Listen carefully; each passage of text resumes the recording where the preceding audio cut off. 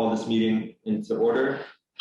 In attendance, we have Megan, Matt, me, Linda, Ben, Damia, Don, David, and then online we have Carrie and Luke joined online right there also. So there he is. Linda messaged me about last month. We voted just by a raise of hands, and that was my fault. We are still on the Zoom rules for voting, so we can amend this meeting's agenda just to quickly re-vote by roll call, person by person. So I'll accept the motion for that. I so moved. Okay, Second. great. So we have to vote before we can vote. So Megan, Yes. Matt, Yes. I vote yes. Damia, Yes. Don, Yes, whatever it's for. and then Carrie, you are able to vote also today. You're the only online person who can. And I vote yes. Okay, so I have a question for Luke. I can't remember. Did you tell me you were gonna be Zooming tonight? Yeah, I think I sent you an email, but it was on Tuesday and not Monday. So I don't know if there was like a stipulation there, but yeah. that's 2 days. So Okay. yeah, we still have enough voting members. So fortunately, Carrie. So should we go ahead and re-vote now or wait until? Vote now if you have a Yeah. quorum. Okay, so the 3 items were, we had to reapprove the minutes from that meeting.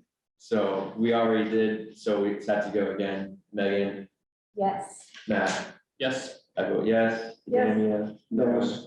Yes, David. whatever it is. Carrie, Yes. okay. March minutes.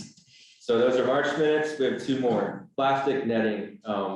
We're all familiar with that, the letter in support of that. Megan, Yes. Matt, Yes. I vote yes. Damia, Yes. Don, Yes. David, Carrie. Yes. Okay, and then the very last one, thank you guys, is the resolution on hybrid meetings that Linda sent to all of us, and it's just little details and stuff. So Megan, Yes. Matt, I Yes. vote yes. Yes. Damien, Don, Yes. David, Yes. Carrie. Cool. Okay. So the next one, Oh, Scott is online. Scott joined too. And yes. Cool. Okay. So we can quickly go through introductions. We'll start just with Megan for everything. All right, I'm Megan, a commissioner and lecturer at IU. Matt Caldy, Commissioner. Sam, I'm a student at IU. Ben, sorry. My name is Ben Jarrett. I'm a dual master's student at Indiana University, and I'm also a fellow at the Billington's Environmental Commission. I'm Linda Thompson, the staff liaison. I'm the David, yeah, I'm a member of the Tree Commission and the Environmental Commission. I'm Don Eckert, member of the Environmental Commission. Dave Parker, Environmental Commission. Carrie and then Luke and then Scott. I'm Carrie Albright, a member of the Environmental Commission. Hi, I'm Luke. I'm a member of the Environmental Commission. And hey, everybody. Scott Shackelford, a professor at IU and member of the Environmental Commission. Great to see you all. You too, Scott. Is there a way to be able to see all of them? If they vote, they have to be seen and heard. Okay, Okay, well, okay, okay. They can only do that. I can't. Right now. Is that what you're saying? No, I think they have to do it. Yeah, exactly. Yeah. but there's a little arrow there. That's just showing more people. I see, okay. Can you send the cookies electronically? Do you want one? You want them passed over? No, I didn't send them, So the next item on the agenda is the approval of last month's minutes. I will accept the motion. Keeps it cookie crumbs out of the keyboard. Motion to last month's meetings. I'll second. Great. Megan, how do you vote? Yes, Matt? Yes, I'm sorry, what are we voting on? April minutes. Oh, okay. Yeah. Item number 3 on the Okay, agenda. yeah. I vote yes. David? Yeah. Josh? Yes. David? Carrie? Oh, yes. And then I'll just Luke. There you go. So, Yes. Sorry, yeah. Cool. And Scott? Yeah, sorry. Yes. Cool. So David, are you zooming? I'm looking to see them, yeah, I'm there, but I'm here. So we have David attending virtually and in person today. But I've got my audio turned on. Flex. So the next item on the agenda is the public comment period. Do we have anybody here who, or online who came to speak? Might be one person. Maybe ask them. Trenton, did you come to leave a comment today at the meeting, or are you just spectating?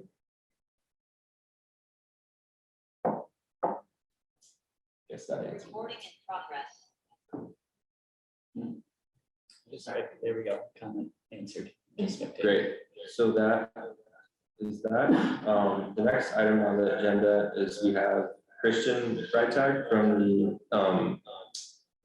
Conservation Law Center presenting on the Southern Indiana Sentinel Landscape Program.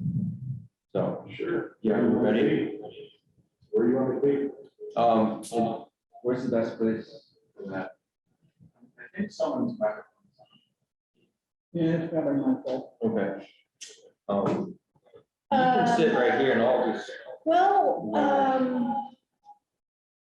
did you bring a thumb drive or anything?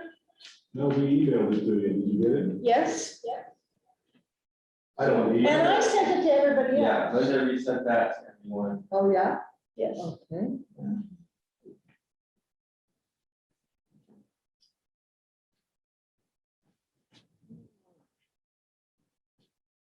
I think it would probably be best if you came over here or anywhere and I can give you my computer and you can just scroll. Send your Freitag PowerPoint. I didn't know why we got that, so we can never delete it. Dropbox link.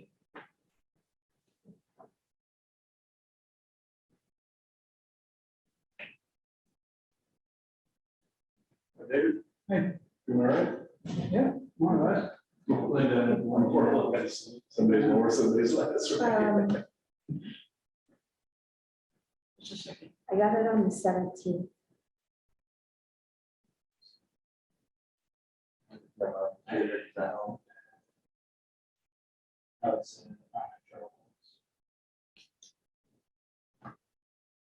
So just in the meantime, a little bit more of an introduction for Christian. He is the executive director and of the CLC and a clinical associate professor of law at, is that at IU? Yeah. Great.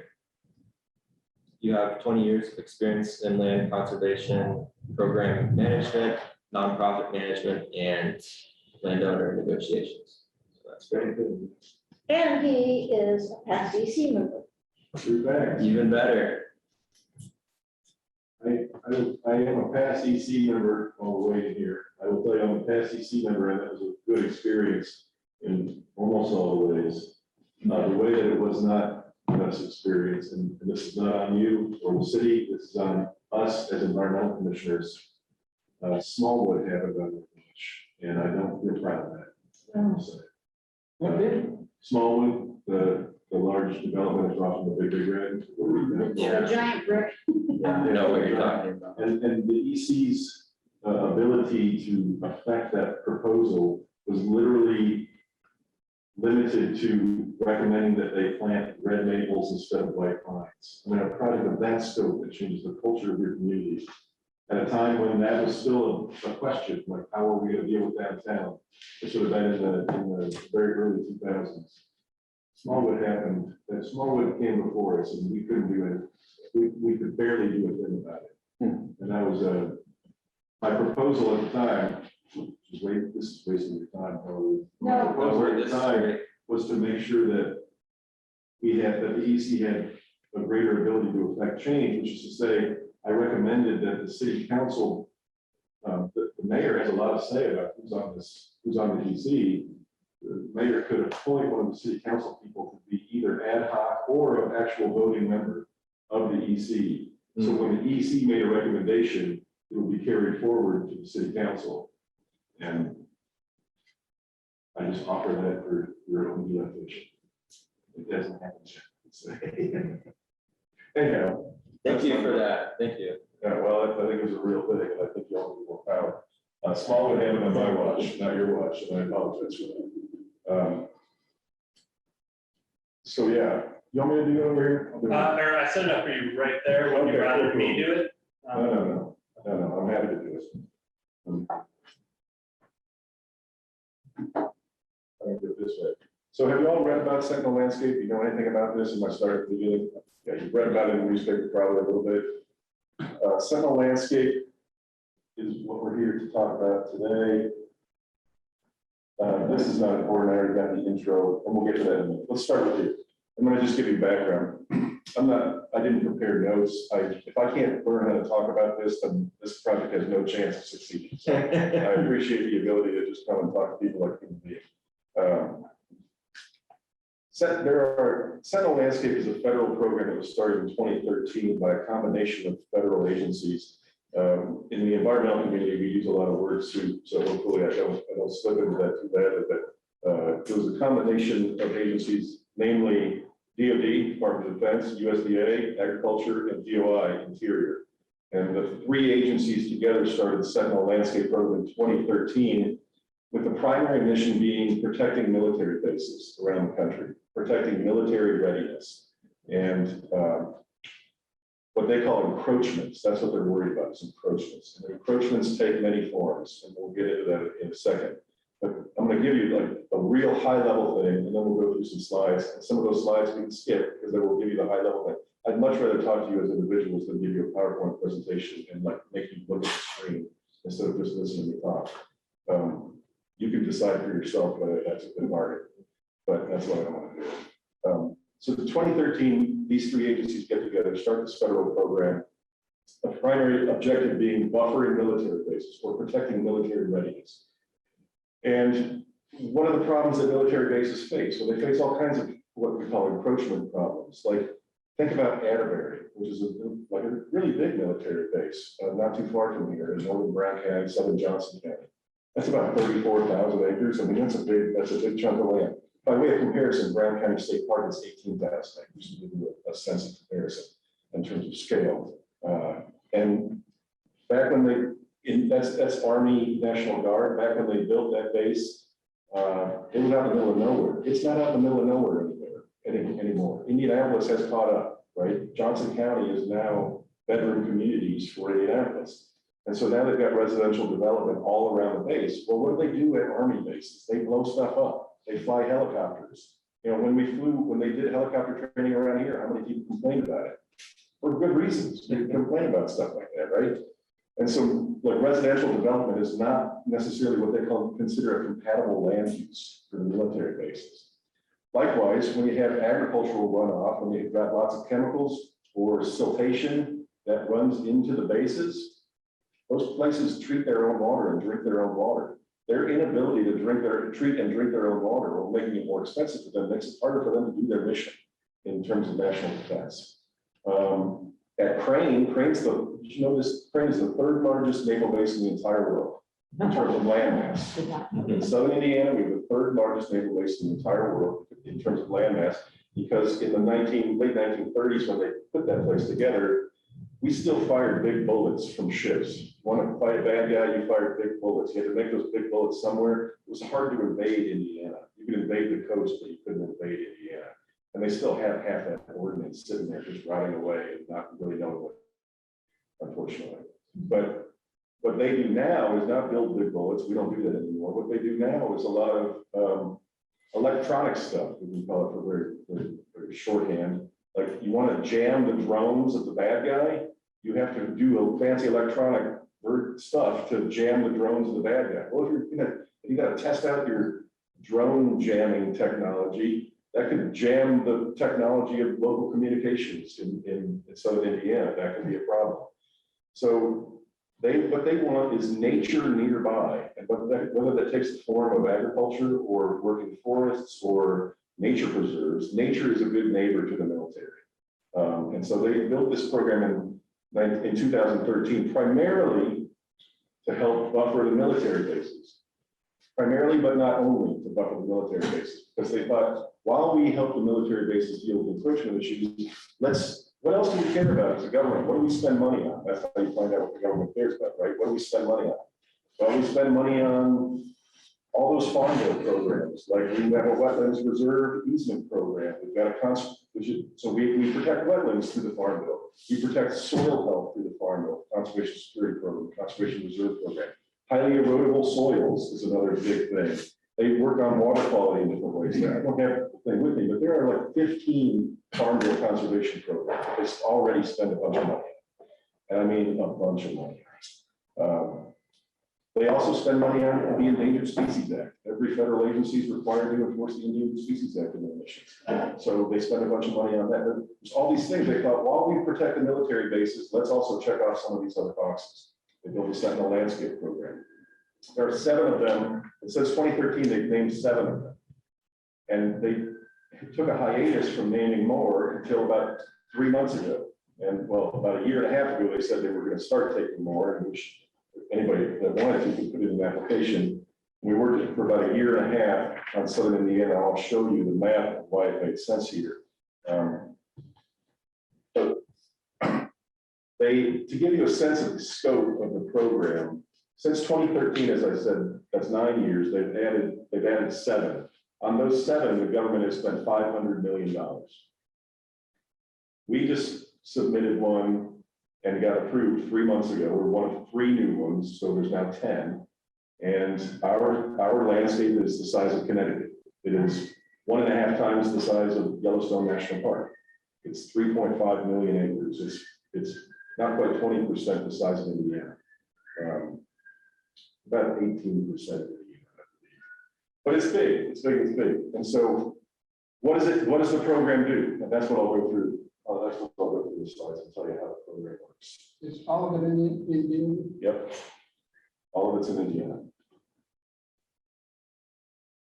And are there rules about how this land can be used? Yeah, that's what we're going to get into. What does the program actually do? I just want to show you the map, just to like orient us a bit. You can see the large scale map over there in the inset on the left to give you a sense of where it exists in Indiana.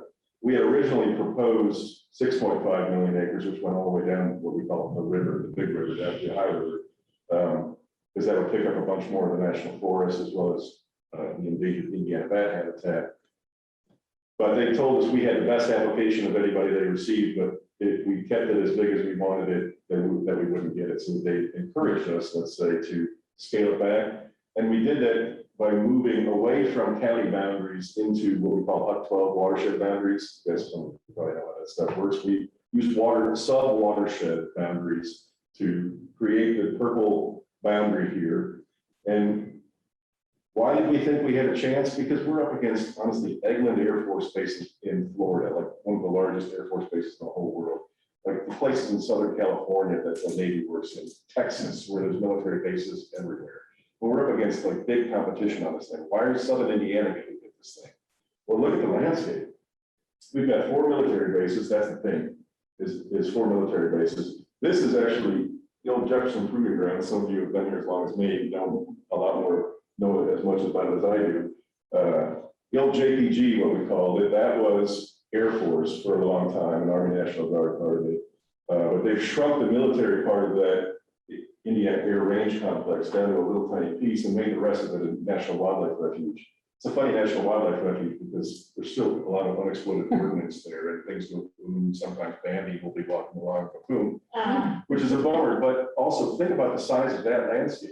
When we had a bear living in Indiana for 3 years, the past 3 years, we've had a bear living in Indiana. It lived there without getting shot by a hill. That's an amazing, awesome thing. But since we went back to Kentucky, which I had to swim across the river to do, but that's a big, huge National Wildlife Refuge by Midwestern standards. We also have Mosquito National Wildlife Refuge a little bit south of Seymour. And then down in the very corner, southwest corner over here, we've got the Potomac River National Wildlife Refuge. So we have 4 military bases, 3 national wildlife refuges, the Hoosier National Forest, and we've got large state properties like Goose Pond, Yellowwood, Morgan Monroe. We look at our map and we start to think, boy, that's pretty neat. We've got a lot of the stuff that they seem to care about in their application process. Let's try to put it in an application. But what became more important to us and more compelling to the application process, I expect, was the fact that first and foremost, we need to be faithful to the military mission. We've got to buffer the bases. We've got to help the bases. That's why the program was created. We've got to be faithful to that mission. But they created this broad program for a reason. Look at this landscape. We've got the largest uninterrupted forest block of any place until east of the Mississippi until you get to the Appalachian Mountains. We've got this huge forest block. All you have to do is watch the weather radar and you see Brown County show up on that thing, right? So we've got huge uninterrupted or largely uninterrupted forest blocks. And we've got these riparian corridors, these floodplains and river corridors that stitch these things together in a beautiful way. So wouldn't it be cool if, while we're being very faithful to the military readiness mission, we could do landscape scale conservation in the Midwest, which does not exist. That has not been tried on this scale in the Midwest, period. When you talk about landscape scale conservation, you talk about the Yellowstone and Yukon project out west, which is doing, I mean, it is what the name says it is. It's trying to stitch together protected landscapes in Wyoming to Montana into Canada, all the way to the Yukon. Because certain things like grizzly bears will use 500 acres, 500 square miles, not acres, 500 square miles of intact habitat as a territory. And migratory birds will use these things. You can do that on a Western scale because you can work on 10,000 acres at a time, 50,000 acres at a time. In Indiana, I know this because some of you know, some of you may not know. I ran Sycamore Land Trust for 18 years. I know how to do conservation in Southern Indiana, and you work on 100 acres at a time. If you're super, super lucky and very rarely, you can do 1,000 acres at a time. But it's a fragmented landscape. So people don't even think about landscape scale conservation in the Midwest. And that's a shame, because what has happened is that in the entire Eastern United States, what has happened is that conservation has turned into what we call postage stamp conservation. Where's the cool thing? Like, think about the Nature Conservancy's old motto. Nature Conservancy being kind of the big business in the world, maybe the largest environmental group in the world. Their old motto, it's not anymore, but their old motto was saving the last great places, preserving the last great places. And think about what that means. Where does the cool thing live and how do we save it? Like, let's find that 200 acres or 2,000 acres where that cool thing lives, critter, plant, or wetland habitat, and save that 2,000 acres. And then we'll go do that one, and then we'll go do that one, and then we'll do that one. And never the twain shall meet. And we have to know now, what we do know now, those of us who are paying attention to this every day, that's not going to do it. If they don't connect, in the face of climate change, the ability for critters and plants to adapt, which is to say move to some extent, is critical. For certain things, it's going to be life or death. And the ability to stitch together floodplains will help us deal with drought and flood.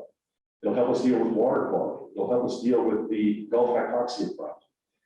We won't be able to do landscape scale conservation in Indiana or the Midwest the way that they do it out west, which is trying to protect huge chunks. You can't do it that way. We are a fragmented landscape. So what we've been trying to think about is how we can, what I've been trying to think about for 25 years.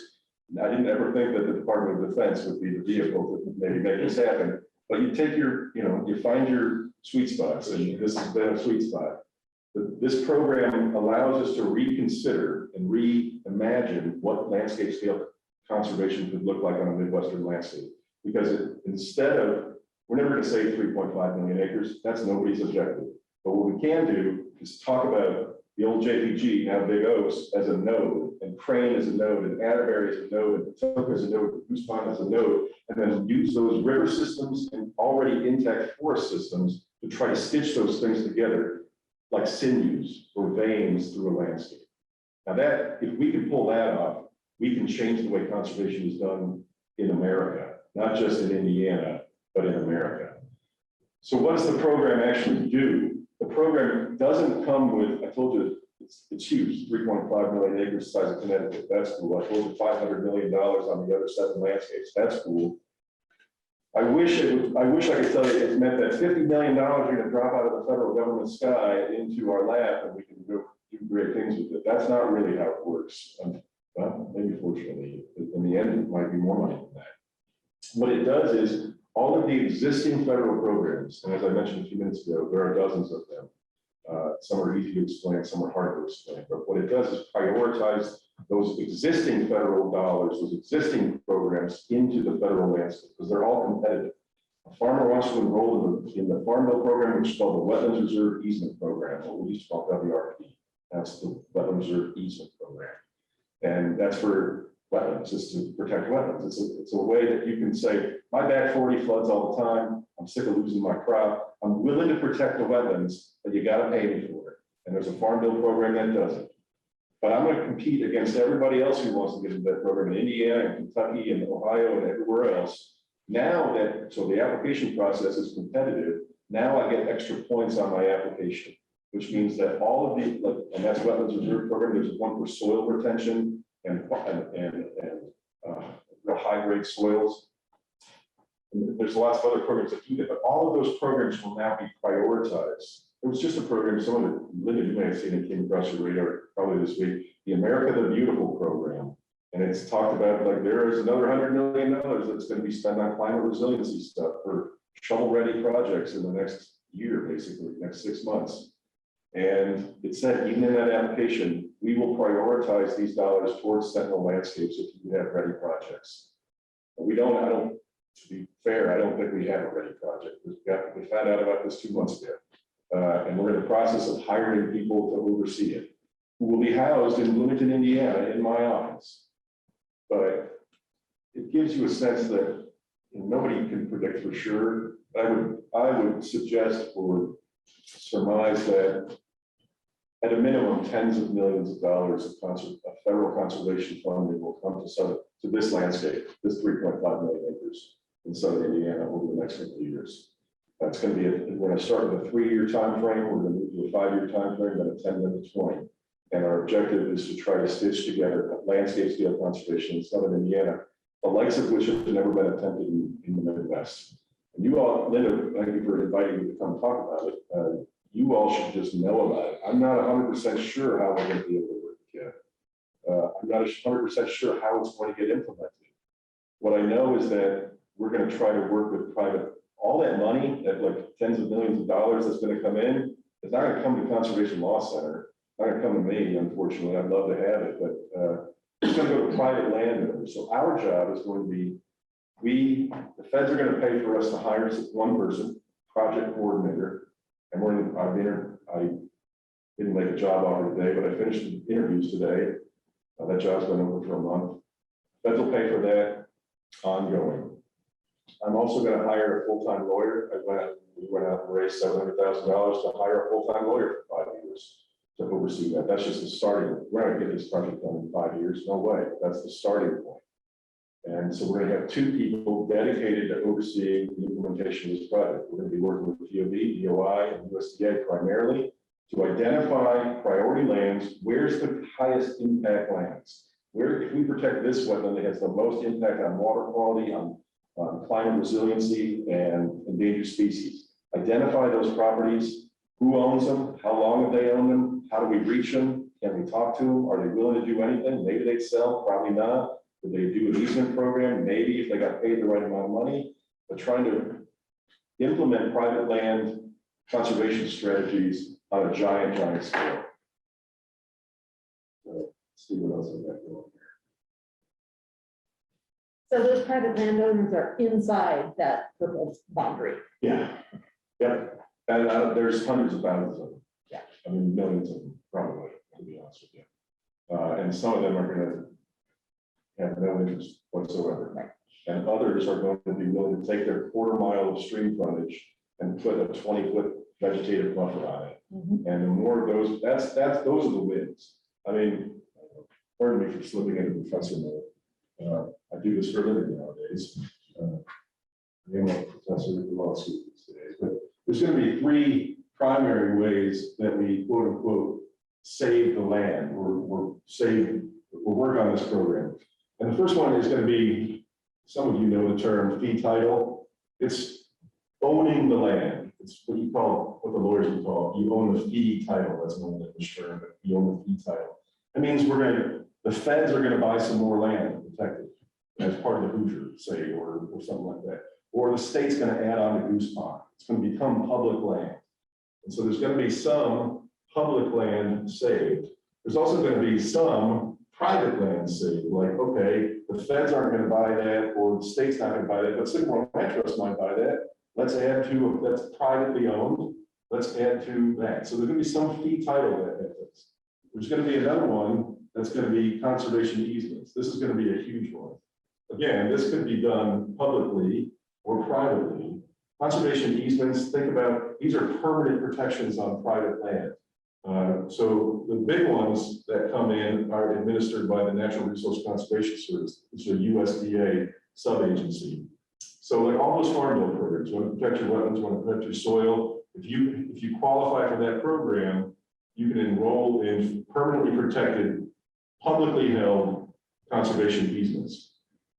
There's other kinds of conservation easements, like the one Sycamore Land Trust does, where it doesn't qualify for the public funding, but it's still really cool land. It's big woods, it's nice habitat, it's nice wetlands, whatever.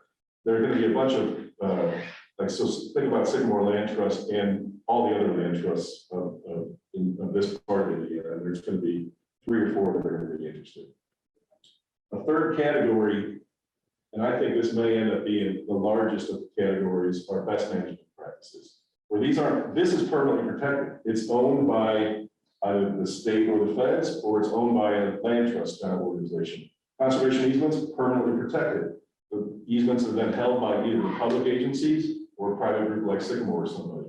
But then there's this whole other category where the land is not permanently protected, but better land management happens. Like that farmer, like some of you probably own land. Maybe you, hey David, you might have land. Some of you probably have land enrolled in classified forests. Classified forests is a state program that allows you to get free access to somebody giving you advice on how to manage your forest. You might want to cut it, you might not want to cut it, but they give you advice on how to manage. And if you do that management plan, they'll give you a break on your property taxes. That's the short version of it. You break on your property taxes. It's not permanently protected. You can take it out later. It's a penalty to take it out later, but it's not permanently protected. But the odds are that makes your forest management better. That means you're going to put in water bars on your steep slopes so your erosion's not so bad. They're going to advise you to do some buffer strips along your streams to protect your soils. If we can get people to manage their land in more conservation-minded sort of ways, even if they're not permanently protected, they can have huge, those different land management strategies. Instead of farming all the way up to the stream's edge, just give us 20 feet. Not give us, I mean, just like do better on that 20 feet. And maybe you need a financial incentive to do it. Like maybe you need the government to help buy the seed that you're going to plant on that. Or maybe you need some education on cover crops, which is something that we kind of take for granted these days. So by helping people, even if it's not permanently protected, helping people improve the way they manage their own private land, that can have huge impacts on water quality, species, habitat, all of the good things that we care about in forums like this. So I already talked about this. This is why you need, this is in this particular landscape. Look at the recipe that we had. We can, I can write fancy grants. I can write all sorts of applications and use big cool words about things, but the landscape spoke for itself. The landscape we didn't take a lot of time trying to convince people that the landscape is cool. We just let the thing speak for itself. Maybe that's it. Maybe it's not working. Oh, here we go. The arrows aren't working. So we already talked about the goals. First and foremost, we have to be faithful to it. We don't get to do all that other stuff that I love in my heart as a conservationist and a lawyer, like landscape scale conservation, connected habitat, all those things that I think are like the coolest thing to talk about. And this is what we want to do. We don't get to do any of that until we protect the nation's security. Fair enough. That's fine. We will be very faithful to mission readiness and protections. But in the process, we're going to be working with private landowners to implement these other goals that we have. that we've already talked about. I already talked about how nature makes good neighbors. I already talked about this. We don't have to talk about this. I don't want to waste any more time. I'm happy to answer questions, but I think I don't love PowerPoints. I think it's a way for you to look at that instead of look at me and listen to me and connect with human beings. I think the pretty pictures are actually the best part of PowerPoints, and maps. Love maps. Those are you're environmentalists who love maps by definition. But I'm happy to answer any questions. The program is the biggest thing attempted in the Midwest history. And here we are in southern Indiana, just down the road. My office is above Dagwoods. This is all going down above Dagwoods Sandwich Shop. So, you have a question? Yeah, I have a question for you. So you mentioned a few things that seems like there could be some big environmental engineering sort of projects coming up. Do you know if there's any like contractors like Cardno or Ecologic that you guys might plan on working with in the future? For this I'm program? sure that there will be an opportunity to work with both those agencies or organizations, as well as other ones that are operating on even a larger scale. I mean, this is let me editorial. I'm allowed to editorialize. I'm also on camera, so I should be careful about editorializing. I have to go off script to do it.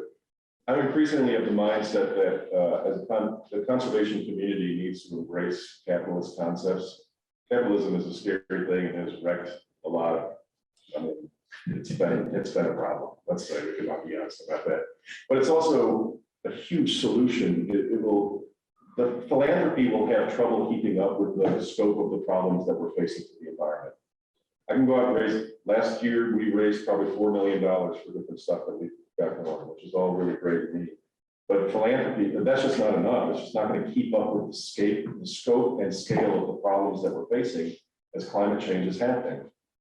I increasingly am of the mindset personally, and this is editorializing, I'm not really speaking on behalf of anybody here. I'm increasingly of the mindset personally that we better figure out a way to harness the power of capitalism to work in things like carbon markets and biodiversity markets and water quality markets, on tree plantings that aren't 1,000 trees at a time, but 1,000,000 trees at a time.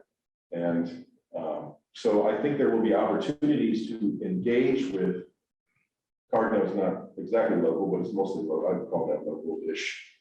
Engage with Cardno and Ecologic. Yes, there will be restoration projects that are happening, and we will engage with them. I also think that we need to think on a meta kind of scale on this stuff, because this kind of landscape is not going to be affected by planting trees or killing invasives on 50 acres at a time. Mm-hmm. I would understand if people like threw tomatoes at me for my comments on capitalism. Both, actually, whether you were like really pro-capitalism or anti-capitalism, I can see that coming either way. I just personally love the mindset that we better figure out, if you've got somebody that wants to do a mitigation bank and it's $200 million, I've got somebody right now, I'll mention this to the group, I'll mention this to the public world. Somebody comes to me and says, I've got $200 million in investment money, and I want to do a mitigation bank in southern Indiana on at least, I'm willing to do 20,000 acres and spend $20 million and 20,000 acres in southern Indiana, but I need at least 1,000-acre parcels at a time in order to do stream bank restoration on channelized streams. Finding channelized streams in southern Indiana, that ain't no problem. You're going to find plenty of channelized streams in southern Indiana. Finding 1,000-acre parcels, that's hard. If you know of any, this is why I'm saying like to the world, if you know of any, let us know, because we have people that are willing to really invest massive amounts of money that will have real conservation gains for the place that we live, if we can find the right projects. Yeah. I have a question on like the market that you're kind of creating those kind of a little artificial though, because you're having the federal government pay for it. It's true. I mean, if your point is, I don't want to assume that I know your point, but are you done with that comment? Let's hear what you think. Okay. One of the things I said that I do want to check myself on is if we can show how it's done, we can show how to do it in Ohio or Michigan or any other place. But the truth is, this one is it's funded by the federal government. So it's not exactly like you can just like translated to any old place around the Midwest. That's 100% true. I don't know if that's exactly what you were saying, but I would agree with that 100%. We're gonna have to figure out a way to, if you wanted to translate it, you could translate concepts in terms of how to do those. What I meant by it was we could figure out how to use the nodes and sinew concept to translate landscape scale conservation from a Western philosophy to an Eastern philosophy because of fragmentation. But this one's only going to work because of the Fed money. And that's a true fact. Yeah, but I guess what I'm trying to get at is, like, there's obviously private markets for certain commodities as well. So do you kind of only foresee this sort of issue that we have in our society as only being able to be solved by using federal funds essentially? No, and no, that's a fair comment. It's a fair comment. And I should probably walk back my editorial. I mean, you're commenting on my editorial, and that's a fair thing to do. This program really has nothing, this Sentinel program really has nothing to do with my editorial. My editorial was like, I really think we need, in order to address the scope and scale, we're going to have to think in big picture. That's going to involve both federal money and private capital money. That's going to have to do it to meet the scope of the problem. That's not this program. I really should bifurcate those things. I believe that this program would do well to consider ways to engage with mitigation bankers and things like that. That's why I mentioned it, because I think there could be benefits for this program. But this program is going to operate strictly on the incentivizing of private landowners using federal conservation dollars. What's the overall governance of this thing? Say it again? What's the governance of this thing? What's the governance of this thing? The federal, what is called the FCC, not that FCC, a different FCC, the Federal Coordinating Committee for this is the oversight is provided by a committee comprised of USDA, DOI, and DOD. So those three agencies have a committee that goes together that oversees now we're one of 10 landscapes, like I said, they're all over the country. The closest one to here would either be Georgia or Minnesota, depending on, I'm not sure which one's closer to Georgia or Minnesota, but the governance, I don't know if that's the governance, that's the oversight. The governance is very local. That's us. That's Conservation Law Center working in the primary drivers. There's about 26 partners, some of which are involved with IU, some of which are not, but 26 partners around this landscape that are involved as different partners, both government and private. But I don't know what we would call ourselves, the lead partners, maybe for lack of a better way to say that, the people who have really kind of taken the lead on it, Conservation Law Center, the Nature Conservancy, and the Department of Defense, which has primarily been the Navy through Crane. The Conservation Law Center has raised our hand to say, we think we're the best people to house the two employees. Well, first of all, one of the employees we're hiring, but we're just hiring that privately. But even the federal employee is going to be working through us, in part because I don't want to break my arm patting myself on the back, but I know how to do conservation in this area. I did it for 18 years and we were quite successful. And then there's also the issue of the Navy and the government has so many levels of bureaucracy, both good and bad, that they don't have a lot of flexibility. So having them in charge of the employee means, that it's a little stilted maybe. The Nature Conservancy is like this huge thing, and you could lose your priorities. By having it in a small staff of 8, including 5 lawyers, we can be lean and mean and do that with the oversight from the federal agencies. If this thing gets off the ground, do you see other federal agencies getting involved with this funding wise, like Federal Highway Administration, Army Corps of Engineers? Is that possible? Boy, wouldn't that be a beautiful thing? I mean, if you could get the Corps to get involved that'd be great. I haven't heard any about the Federal Highway Administration. I think probably administrations matter, like votes matter, right? I will tell you that the priorities of the current administration are much more positive proponents of climate resiliency and taking steps to deal with climate issues. And that is going to be an influx of funding to all sorts of things, including programs like Sentinel. The American the Beautiful program that I mentioned a few minutes ago is part and parcel of that, and it's going to support programs like this and other things. And so, yeah, I think the administrative priorities are going to matter, and I think it'll be easier under some than others, although I'm not a political guy, I'm not pushing an agenda one way or the other on that. This program operated under all of, I mean, it's been here since 2013. So it operated under Republican administrations and Democratic administrations. I would like to think that it will continue to do that and be healthy no matter what. I actually think, to answer your question, there might be bigger, less dollars, but there might be more opportunities to engage state agencies. We're going to be working with DNR. We already have partnerships with a bunch of the state agencies. But like, if you could get INDOT, just for example, I can't promise this. I shouldn't even say it on a public forum. Here's an idea that I would like to tell somebody about, and maybe they'll listen, maybe they won't. If INDOT does projects, they're going to have to do mitigation as part of that projects. What if all of their mitigation, like when they did 69, they prioritized Indiana bat habitat? What if they, instead of just prioritizing Indiana bat habitat, they looked at that map and said, let's prioritize like riparian corridor connectivity kind of concepts. I could see us engaging different state agencies and different state priorities towards the good on this thing. That seems like a more accomplishable or maybe an easier sell than trying to get the Federal Highway Administration involved. But I don't know. I'd like to do that Federal too. money either way. Any other question? No, I didn't have a question, but I did have a comment. This has been really, really interesting, and a small part of why it's so interesting is the EC is doing something just like this on a local scale. They have a Bloomington habitat connectivity plan now. And in fact, Ben just last night presented it to the city council. And so we have 3 major nodes, and we're trying to connect those, but it's just going to be basically word of mouth and hoping that private landowners will get rid of their invasives and plant natives.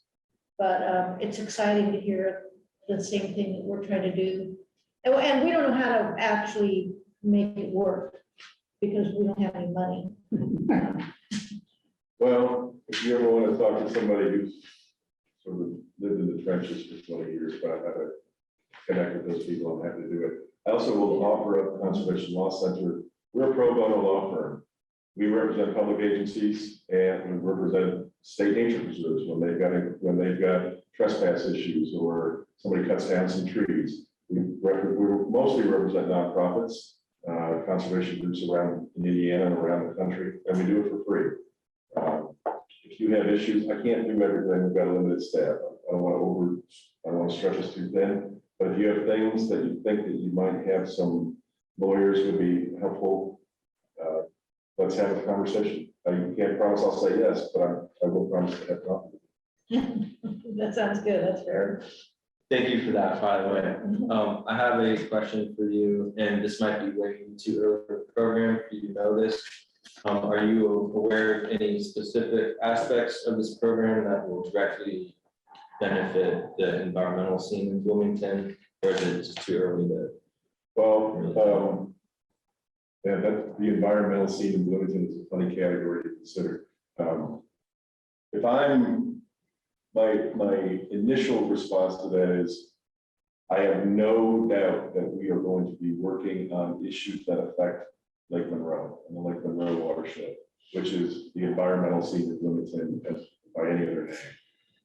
I'm also recently on the board of Lake Monroe Waterfront, which is exploring ways to identify public funding sources for lake improvement projects. So Lake Monroe's really on my radar, like heavily on my radar lately. And I have no doubt that working on riparian conservation issues will have benefits for major watersheds, including Lake Monroe. That seems like it would be one of the bigger ones. We're definitely, I mean, I have my heart invested also in the Bead Blossom Creek watershed from Sycamore Land Trust days. And that is a landscape scale project. It's a smaller landscape scale project, but we started out 30 years ago protecting 300 acres. David knows this too. He's given a lot of blood, sweat, and tears on that land. Put 3 years. It's a real thing. But that's the most biodiverse watershed in the state of Indiana. And we started out by saving 75 acres, became 300 acres. And that was our project boundary.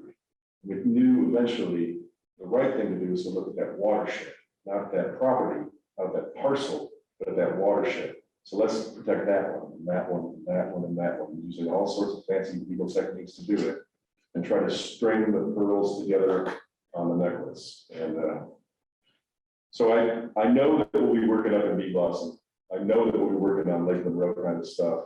I think those seem like the most, and the Brown County Hills area, which is again not really Bloomington scene, but I view that as Bloomington scene personally. Those are going to be areas that we're going to be highly active on. Great.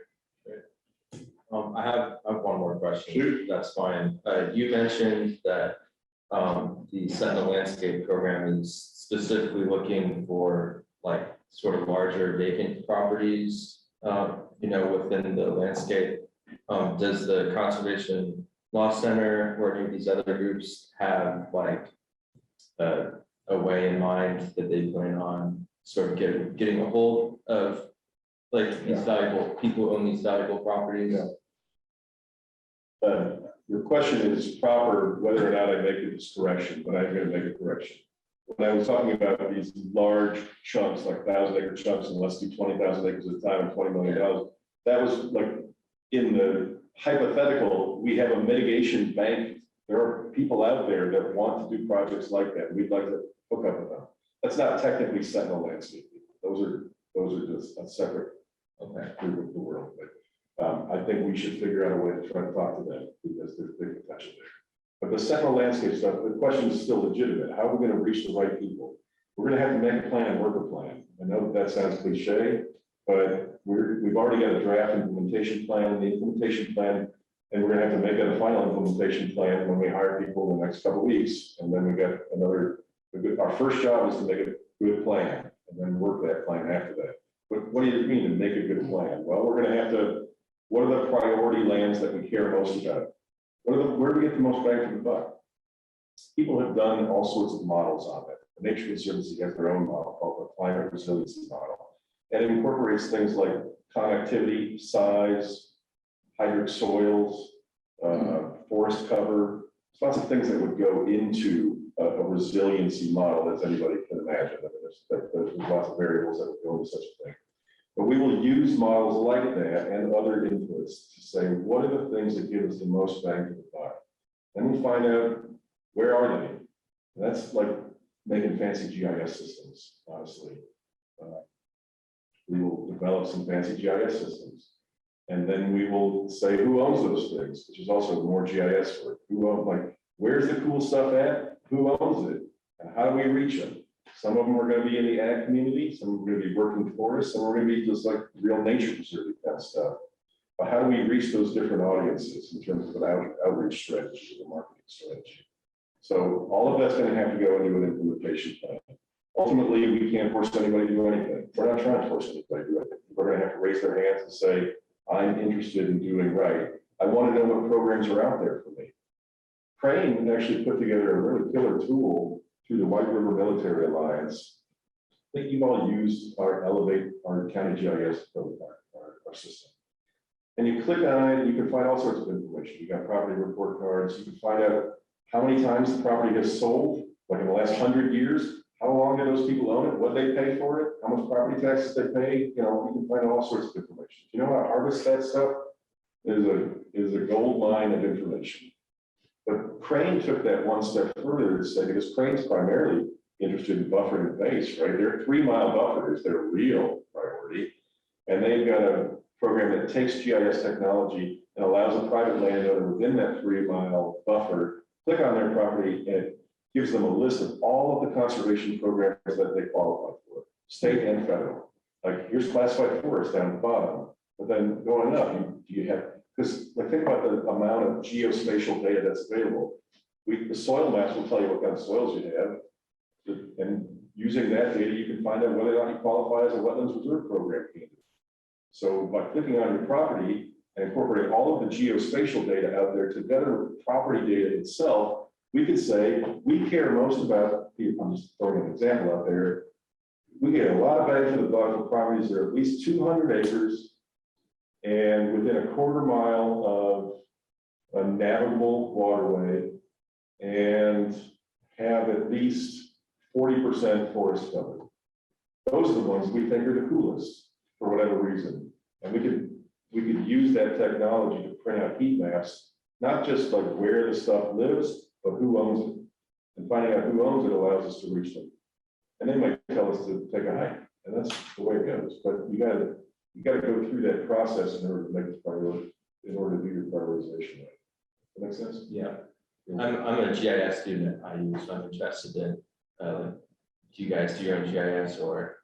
We don't do our own GIS. Thankfully, the Nature Conservancy has, you can imagine, pretty fancy gurus. I'm a government, and there are no slouches when it comes to that kind of stuff too.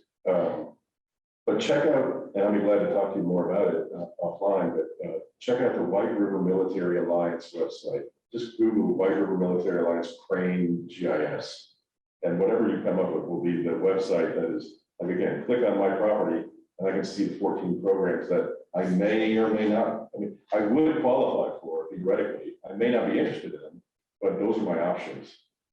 That's a really neat tool. That's an earful, and I probably been talking for 15 minutes. I think I talked about 40. So, does anybody else have any questions? I appreciate the time, and let me know if you have any questions. And again, if you think conservation law center could be a help to DEC stuff. Well, this is an extremely interesting, program that's coming up, and we're very interested in keeping up with the development of it. Great. Yeah, thank you so much. Thank Yeah, it's you. been very interesting. Thanks.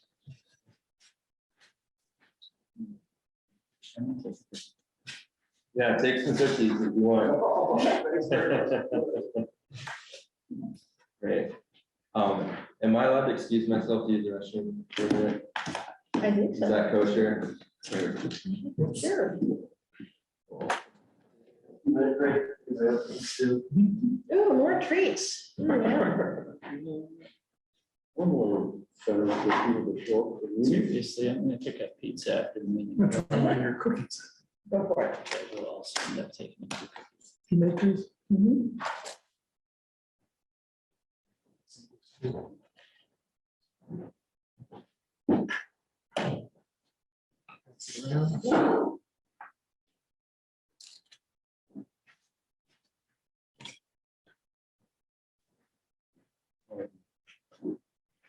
FYI, in and out of severe thunderstorm warning. Let us know right before the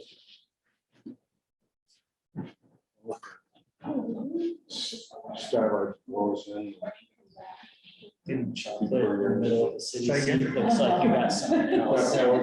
Yeah, I'll get right on it. I like it. Nobody had access to this meeting.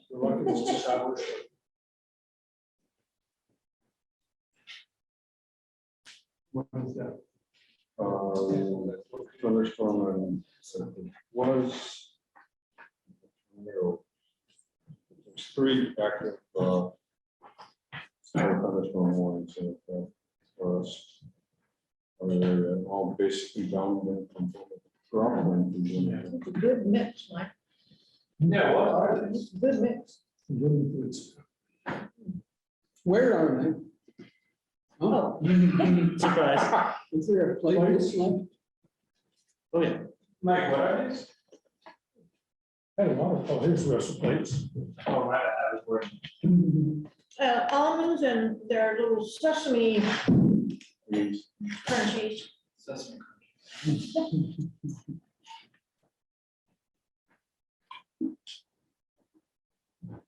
I'm ethically allergic to almonds for 2 reasons. One is each almond takes Is it 5 gallons of water, million gallons of water. something like that. And, you know, if you have an almond tree that's got 1,000 almonds on it, it takes 5,000 gallons of water. Irrigated. Oh, yeah, Yeah, and it's terrible. the other thing is the way they cart bees around in trucks to do the pollination. Okay, thank you for that information about almonds, and thanks for giving me a quick minute right there. We have a little bit less than an hour to get through everything, so let's try and go quickly, especially quickly through our reports. We can begin with the tree commission one. Okay, I sent you Damia's excellent minutes, so I don't need to tell you too much, but I'll comment on a few things. We got the urban foresters report, which I also sent you a copy of, so I won't go through that. Mia Williams represents IU. She said that on April 21st, they celebrated Arbor Day. 25 students planted 30 trees, and the staff planted 20 the next day. Much of what we talked about at this meeting was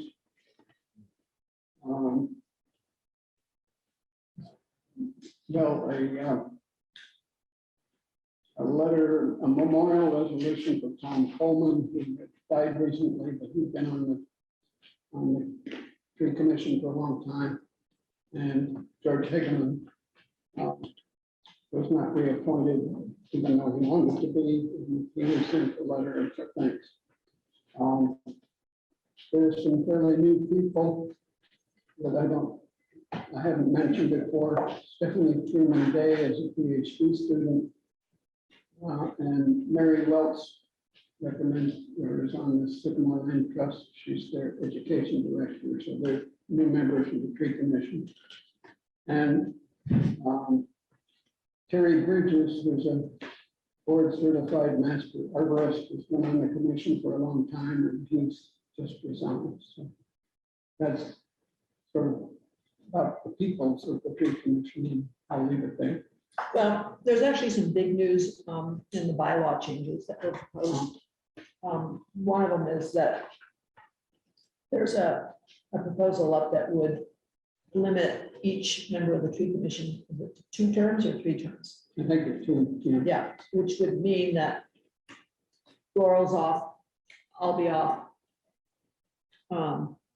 And everybody else is new. I mean, we have one person who's been on for 2 months or 3. We've got 2 new people who have been on for 1 month. And already you can see the lack of continuity. I mean, you know, there's so much institutional knowledge in the people on the commission. And if I leave and Laurel leaves, I mean, because that would be mandated by this change to the bylaws, the tree commission will be composed of all new people. So anyway. Yeah. And that's a little scary for me. Huh? Who's responsible for that? I don't know. Who proposed that? Laurel, the chair. She proposed the. Who? I don't know. And I haven't had a chance to talk to her since the meeting, which is what, Monday, yes. Well, thank you for the information about the tree commission. I self-admittedly have been very bad about the Monroe County Environmental Commission. Demi and I actually switched for that. She will be taking that up now, and I will be trying to get information from the Metropolitan Planning Organization Citizens Advisory Council. And would you kindly send me the link or something that I should monitor for meetings? Yeah. Because I'll go. Usually on the 9th of each month, but The 9th? yeah. Huh. Yeah. So I will send that to you for like the 1st or 2nd Wednesday of each month. So my apologies for chronically not being great about the Monroe County Environmental Commission. So the next one is the Billington Commission on Sustainability. Very quickly, Warren reviewed what she considered the major accomplishments of the commission this year so far. One was the just basically the equity and towards climate change, and also the other thing that she was quite pleased with was their demonstration project on the composting with the restaurants downtown. And to me, the most enlightening part of the meeting was Matt Flaherty reviewing the county income tax sort of situation, and the fact that essentially about $6 million of dollars in revenue will potentially come the city's way, that they are hoping to focus on infrastructure as far as the climate, et cetera, goes, and including developing sort of akin to the Indianapolis red line and purple line. And also the part of it that intrigued me the most was that about a little over $1 million would be for other climate mitigation, which I was like wondering whether our biodiversity wildlife corridor projects might be able to get some support out of that, as well as things like invasive plant removals and et cetera. That was interesting, and sort of a potential revenue for some of our things that we might like to see done. Nice to have a city council member part of your commission. Yeah. And very active at that. Don, I have a question, please. The composting with the downtown restaurants, was that a BCOS project or a Department of ESD initiative? Not quite sure how it started, but it did become a BCOS. Was pushing and working, and I'm not quite familiar with the members of the staff of the members of the commission, but there was one of the commissioners that played a key part in that, and I'm horrible with remembering people's names, so that's sort of a problem for me. But I was definitely impressed with this month's meeting. Okay, great. I don't think it's looking at the website, it's the city. Oh, Our student project started with that. For several years Yeah, I ago. remember it. Mhm. oh, okay. Yeah, well, I think that was the gist of it, yeah. But not the, so they're sort of getting a free ride with that local company that does composting, and they'll see if they'll buy in permanently. But it seems like a good logical idea. Okay, thanks. Thank you, Don. The next one is EVAC. Do we have anybody Well, this month? as I tell you, every time they meet every other month. I reported on the last meeting, and there's a new one coming up, meeting outside at, I meant to remember that. we're meeting outside at Winslow Woods, I think next week. Yeah. As of right now, I don't think we have anybody that attended last month's MPO CIC meeting, so we'll skip that one.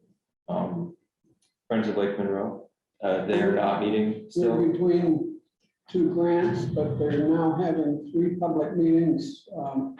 One, I think, was in Brown County, or will be. One of the is or was on Zoom. If I can find out when that is, I'll send it to you all in case you want to join it that way. And one of them will be next Tuesday, the 24th, is that next Tuesday? And it's at 6:45 at the Lutheran Church on 3800 East 3rd. I think I'll try to go to that one. Yeah, that's next Tuesday. 6:45, the Lutheran Church at 3800 East 3rd. It's a public meeting with friends like me want to talk about what they've learned from the past grant and what might be next, I think. Great, thank you. Last report is from MC Iris. Just sort of an observation for today is that a lot of the weed wrangles that have been going on so far this year are directly related to our corridors. Today we got at Warren Cascades, we were shifted over, I think, by the higher up in the somebody, either Joanna Sparks or somebody wanted us to look at the invasive situation along the new pathway, the walkway to the falls.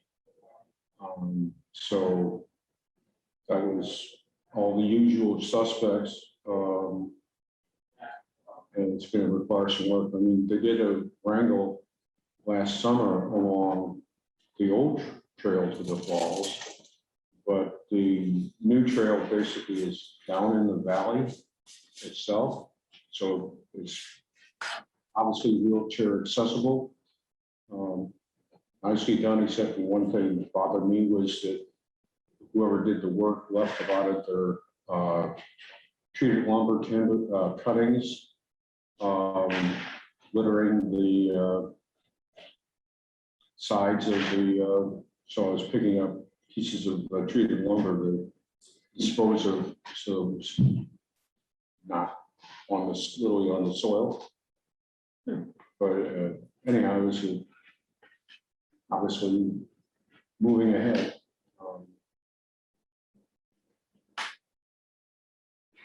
Great. Thanks. So that's it for reports. Next item on the agenda is discussions from active working groups. The first one is the biodiversity working group.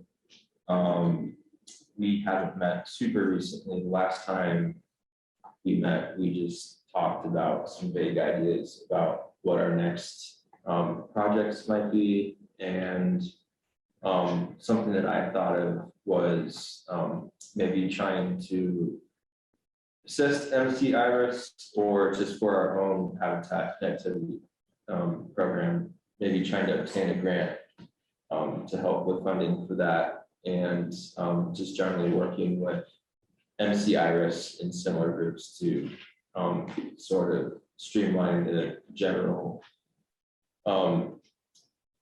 native habitat and invasive plant eradication sort of effort in Billington and Monroe County. So that is still a work in progress. I'll probably send out notification for the next biodiversity meeting sometime soon. And then I see there's an item for the Becky progress update. Can I have a question about that? Yeah. I wondered, I don't know what the parameters are of this money that Christian Freitag was talking about, but I wonder if, but Bloomington is right inside that purple area. And I just wonder if our connectivity program might qualify for some money. I was thinking about that. Yeah, we should, yeah. So, Like very important, big part of it.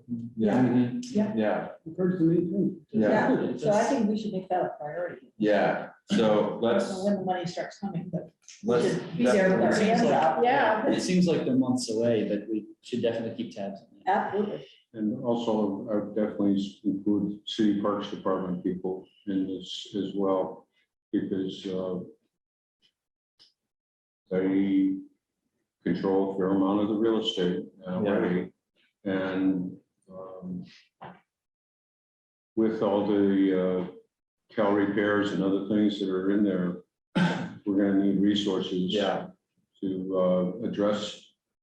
And also, one of the things that I asked Jillian Field about earlier this week was roughly what are we looking at in cost of replacement trees, just for an inch and a half kind of generic native tree. We're looking at about $70 pop. 70? No, it's more than that. More than that. Yeah. So let's see, for If the city- 70 trees.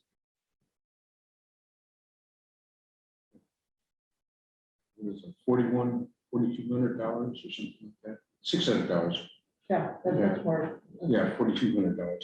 So about $600 per tree. Just ballpark. And again, thinking in terms of being social or justice as far as our low income, we need to be able to replace trees with people. Yeah. Well, the other thing that has to be on your radar when you talk about planting trees is maintenance. Because they need, medical care, they need pruning, they need watering the first year, and that costs money. So every time you put, a tree in the ground, you spend half again as much just keeping it alive for the next 2 years. And so that has to be budgeted. Yeah. And as an example, Deutsche Welle a couple of years ago, when they were Western Europe was having its major real heat wave, German cities were literally going around watering trees. Right. And Deutsche Welle had an article on their website that said you needed, in essence, the gist of the title of the article was if you're going to depend on want to put trees in your climate mitigation plan, you have to be willing to take care of it. Right, right, because otherwise they'll die. Yeah. And that gets into the tree commission's purview as well as multi-matrix of within city and volunteer organizations. Yeah. So the next one. Sorry, I Go also ahead, have a Matt. question on the connectivity plan next steps. I know I saw the brochures and I tried to use the map, and that is a lot to try to type in. I don't know if there's a friendlier way, a tiny URL or something like that. I also brainstorm this a little bit. I also failed. I don't know if I typed one of the characters wrong or what, but I wanted to know if it was all live and if there's easier ways to find it than from the brochure. We talked about doing one of those QR codes, but we ultimately just thought that was okay. Well, even if we had links on the, like on the EC's webpage or something, because I looked there too in case I was missing an easy way to get to it, then I basically couldn't figure out how to participate, and I'm on the commission.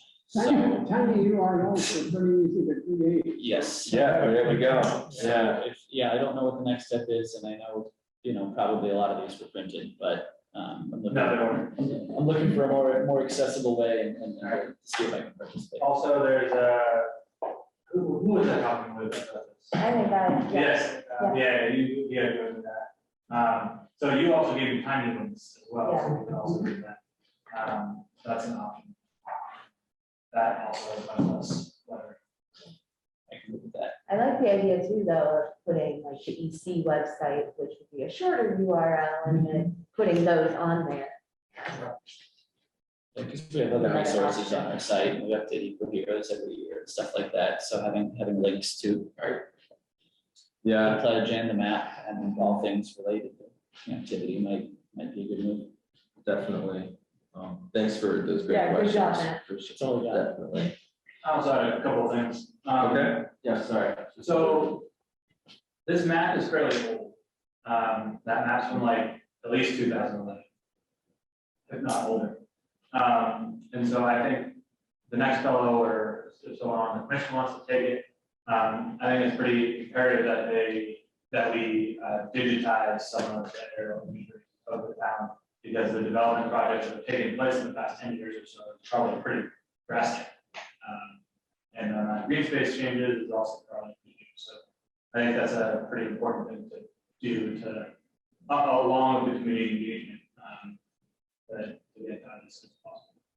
We had a GIS student on our commission. That's fine. However, We'll talk about that. it'd be a lot of work. It would be a lot of. Still be good just to know what needs to be done. I So I can find maybe. Could be a student project. Yeah, Right, yeah, I have some GIS classes coming up, so. Thank you for that, Ben. Now we can move on to air quality working group update. We met a few weekends ago and we had SPIA professor, Dr. Philip Stevens. He joined us for David's invitation to him.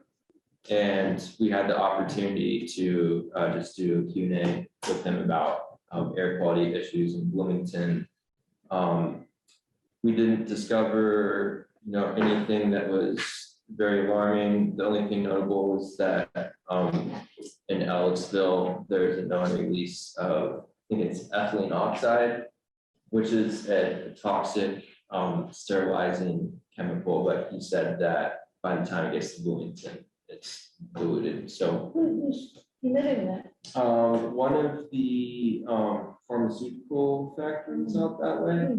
I guess it was only like recently classified as Yeah. a carcinogen or something like that. So it went from, they weren't really paying attention to a local issue. Yeah.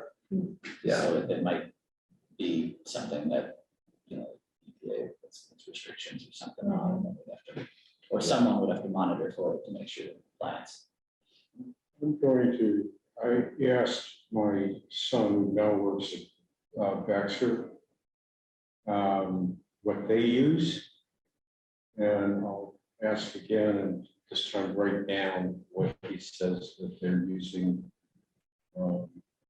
Baxter's west side. Yeah. Well, it's more important not what they're using, but what they're emitting. Well, Yeah. yeah, some of the stuff he said that they use, they have to get as that type. Yeah. Mhm. Nasty chemicals. So Yeah. did anybody else have anything to add about that meeting that we had? No. Okay. But, I got permission from Scott to buy some more. Flow tubes. Nice. Yeah. We're all very excited Good. about that. We've been talking Yeah. about that for a while. I realized, I don't remember if it was in the meeting or prior to the meeting, that I think that maybe we're worried about some of the wrong places. We need people to use those while they sit in traffic instead of going and checking on factories. I wanted to see what air quality was like along the roads where I live or stop and go vehicles. Yeah. Yeah, if you're on bike or something. Like on the square. One such place. Along 69. Yeah. So I updated the air quality working group to that I had as an individual, not through the commission, did some EPA violation reports on Carlisle brake factory because of the crazy smell coming from the factory that affects me living across the street. And those all filter to IDEM, Indiana Department of Environmental Management, and an officer from there went and did some reconnaissance, and he even went and checked the factory out. He said, everything checks out, everything is within their permitted limits, and there's nothing they can do, even about extremely strong odors that people are very suspicious of. So as of now, that is where that stands with Carlisle. So, Get yourself an air mask. yeah, I mean, I need a whole house static filter for that. So that is it with working groups, old business. We have CPC. ECPC. We should have an update on that. If there's any. There was an update last month, wasn't there? Yeah. So we met with Scott, and Oh, yeah. yeah, we had a good meeting with him. So what we talked about last month, we thought we were in a much larger rush to get all of this UDO amendment stuff done, but he actually explained it to us that we have several more opportunities to get the ECPC's most common requirements for developments to be coded into the UDO. And so we have a while to do that, and maybe some other ways of getting the EC's recommendations out there. So do you have any more to add? Well, we just don't have to get into this round of amendments. We can have another round. Yeah. Year, we suggested that we give it enough time where we can develop what we want and then send it on to them. Linda, were you putting something together with that? Like all the recommendations? Yeah. Yes, but I was told that it wouldn't go in this round. Okay. It would go in like in the summer or fall or something, so I'm kind of just slowly looking. But what was the thing you emailed about this today, was it about some existing recommendations that of the EC that could go on our website? Didn't you say something about that today? Yeah. Said the private developments don't have to go through something, so should check the website for green building tips. That's right. Yes, I just saw that in the Untitled 2 today, that it says right in the ordinance that developers are supposed to go to our website to get information on green building. So I thought, well, maybe we should take a gander at that. Should load our website with as much of that information as we can. Yes. So we should figure out though, like who's gonna be in what group to maybe have just a 1 or 2 session focus group over the website sometime this summer. Mhm. We should probably do that. So Good idea. that's an item that I can take care of. Yeah, that sounds good for sure.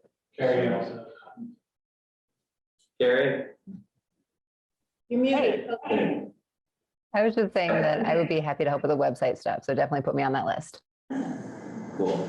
And then Carrie also joined the ECPC also. So yeah, it would be great to see what ECPC comes up with, and maybe you guys will have a meeting soon about that. To start, also one follow-up question on that. I know, so there's less urgency. We don't have to get in this round of the UDO, but what is our next plan of action? What do we need to do to make sure we're on course instead of suddenly getting surprised by the next round and saying we have to get in on this one? I think we have to finalize our list, things that we need to see incorporated in either the UDO or the planning department policy document. And with Linda's oversight, because it's not real clear what things are already in the UDO or which place it would fit best. And then when we have that completely developed, we can go back to Scott. And I still want to keep the option for us to have individual reviews of projects as necessary. There's September, sorry. Yeah, oh, yeah. There's some low hanging fruit, yeah. Things that, environmental things that actually went backwards with the last UDO. Like for instance, how you measure a riparian buffer. And now with this, round that might have been passed last night. I didn't watch the council meeting last night. So I don't know what happened last night, but it was going to really limit the number of trees that a developer could use on the interior of a property, and allow a couple trees that aren't native. And that's not the end of the world, but not being able to plant some of them that are common, that's kind of a big deal. So I'd kind of like to look at those things where we look backwards and get those corrected. I would suggest that. And one of the things that we talked about at the tree commission at our last meeting is, one of the steps backward that the UDO took was incorporating a static list of approved trees and unapproved trees in the UDO. And the tree commission feels very strongly that that's not the right way to approach it, that it should point to the tree care manual, which is updated every year. That the lists should be, dynamic and changing all the time. And the UDO doesn't need to be the list keeper, it needs to point to the list. It just refers to the list, yeah. Yeah. Well, So that's never been the case before because the tree manual allowed exotic trees. Well, but it gets edited every year, so that can be changed, but this is how the tree commission feels now. Yeah, okay, good to know, thank you. But the current list in the UDO is attached to the minutes that you sent. Attached to what? The tree Right, commission it's in the minutes, yeah. I put The name is not out. So have you guys on the ECBC scheduled a meeting anytime soon? Yeah. Yeah. Who is the chair of that committee? I Chairs. was just attending as the EC chair, so I don't even think I'm technically on it. Are you the chair? I don't know. Nobody appointed me. I guess I can. Linda has always called the meeting. Setting up the meeting. Yeah, I've always called the meetings and stuff. Okay. So, I mean, I can still do that. I just have to know. Sounds good. Yeah.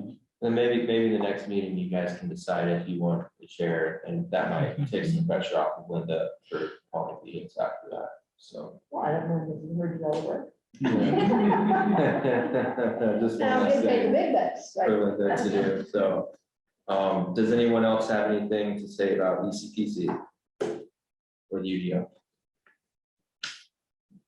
Okay, old business, we already covered the revote on the turf netting, also the handbook revision update. No, wait a minute, did we vote on that? We We can vote on that. did three votes, and we did, Yes, we We did. did. was that the revote from last month, or is this like a new one? You didn't have it last It month. wasn't the handbook. It was the resolution. Okay, so those are two different things. Yeah, So the handbook revision update, I only sent that today. okay, so that's what you talked about in the email, I forgot, was that if we all didn't get to reading that today, we can vote on that next month. Yeah, because that So- would have been way too much to expect. I haven't personally read that, so I would want to sit out on voting on that. Well, I don't think you should vote on it. Cool. Yeah, great. And there's, as I said in my email, there is a mistake in it. There's a formatting mistake that I could not correct, and I said that the first person who finds it and corrects it wins a prize. I think I found this, and I was on the phone. How big is the prize? More cookies. That is for me to Is know. it monetary? Probably a cookie. I'll just leave it as a prize. Yeah, I haven't been able to read it yet, so I'm all for voting on it next month. Cool. Mostly, it just added the language of the resolution. That was a big chunk. But then there were a few things that I changed based on the new rules. And, just a couple of update things, but, I definitely want everybody to read it with your editorial eyes. And, because it got to be very long and I was going between this document and that document. I might have said something 3 times in there and we don't really need that. That's language you also took from the Novak report and added to the handbook, right? Oh, yes, I did. I took the Novak report and I went through all of their recommendations. And I mean, the EC does a really great job anyway. So there wasn't very much. Okay, well, that's good. Hopefully that will put us in a better position to not be just off the block. Oh, right. Everybody's homework, Yeah, be prepared to vote on the handbook next yeah. month's meeting. So that is it for the handbook. Yeah, I Anything just else? thought the Novak report was pretty good. And so most, all of the recommendations that they made that would apply to us, I just stuck in there because they all made sense. Okay. Well, that's that. New business, we can discuss Bug Fest. We can vote on if we want to intend on going to that this year.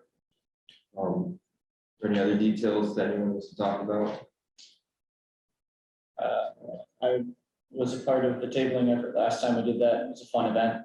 Weather was great. People stopped by the table and talked to us. So it wasn't even just about bugs. We kind of answer anybody's environmental questions. Looks like this year was October 1st, Saturday from like 10 a.m. to 2 p.m., something like that. I'm not cool enough to know my October schedule yet, but if I'm available, I would be happy to participate. It is a fun event. When we've been there with the taste. Oh, and if there's enough of us volunteering, somebody else can go wander around and check out other booths while a few others man the table. I'd recommend it. I hope we can do it. Yeah. Did you do any specific insect themed things or just basically We talk about EC? brought brochures and stuff that were relevant to native planting. Yeah, I can't remember what we had going on. It was all pre-pandemic, but mostly answered questions that community members who came by to talk to us had. One year before that, we concentrated on mason bees. So we brought, several different mason bee houses and, showed how you could make one your own easily and things like that. You dressed up as a mason bee as well. That's right. That's right. A big paper tube around. Right. But one of my favorite things to sneak away from the booth and go see is the flea circus. Yeah, Jolie puts on a flea circus and it's just hilarious. So has there only been one Bug Fest that you guys have? No, we've gone to a few. A few? Yeah. Okay. So should we just maybe wait till close to October to talk about it more? Then? Well, I'd say we need to, so can we agree we're gonna go? Yeah. Do we need to have a motion and all that for it or? No, I don't think so. Well, okay.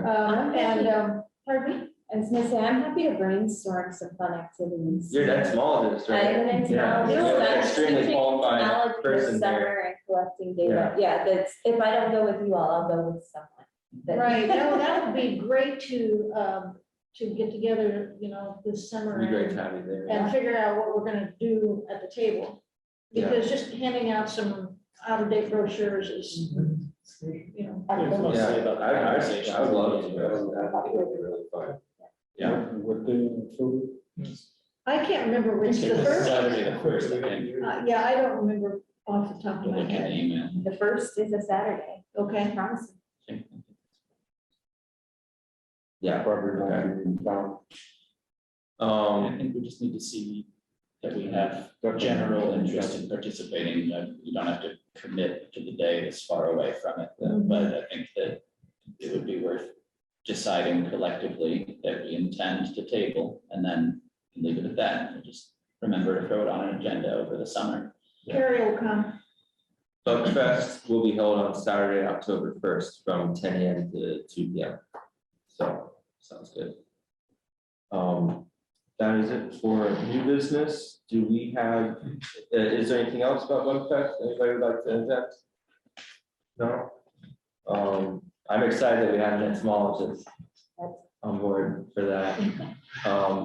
Do we have Let's see how that's. any commissioner announcements from anybody?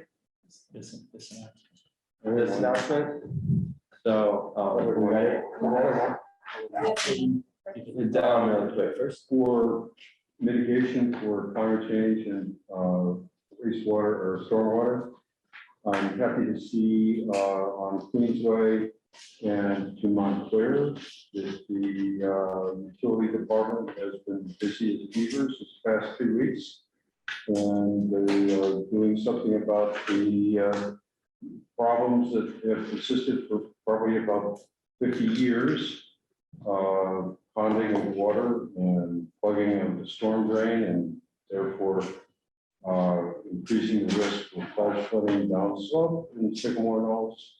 So the facility is Beavers putting in some new drains, and on the new drain design will be harder to plug up. But that's, fingers like the plug things up, so. True. There's ways around that. Yes. And if anybody would like the cookie hole, they should do that. Those are great cookies. I have a few announcements too. Yes.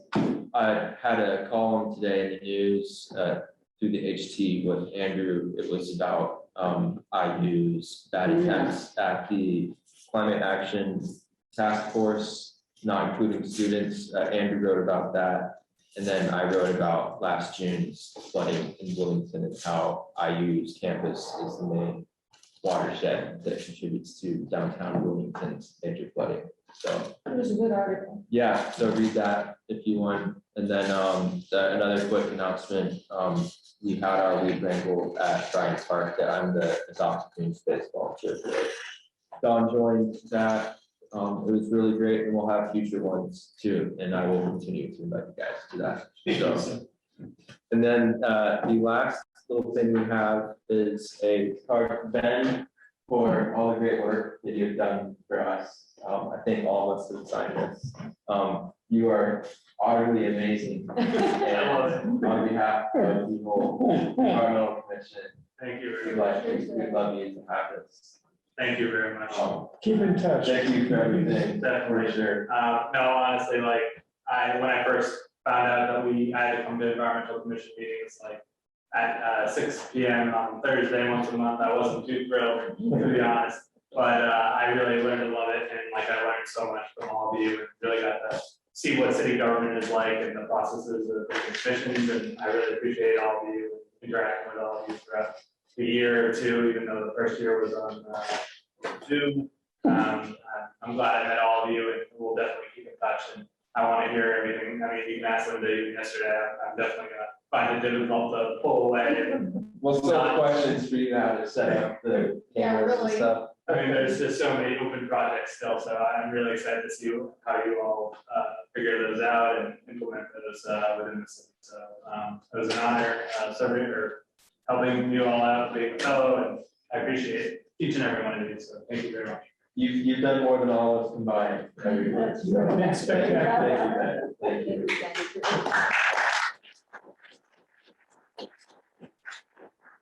Guys, our meeting.